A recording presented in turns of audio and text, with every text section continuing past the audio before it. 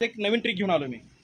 तर ट्यूबलेस टायरची पंक्चर कशी काढायची तर यावर मी तुम्हाला माहिती देणार आहे। तर प्रथम आपण कुठे जरी गेलो तरी पहिल्यांदा हवा भरली जाते। तर हवा भरली असता 60 ते 70 हवा भरली जाते पहिल्यांदा पंक्चर चेक करण्यासाठी।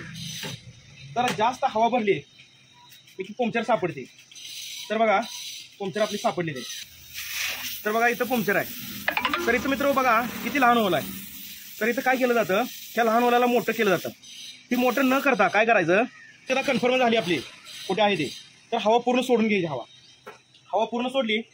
हवा पूर्ण का सोडायची तर बघा जी पंक्चरचं होल आहे पंक्चर काढते वेळी मोठं होऊ द्यायचं नाही। मोठं झालं तर ते काय उपयोग नाही होणार। तर हवा अशी पूर्ण झिरो करून घ्यायची। तर बघा आपण अर्धीच वाद घातलेली। तर बघूया आपण हवा लावून झाली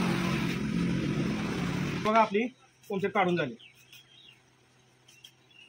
कसं वाटलं मित्रांनो नक्की सांगा।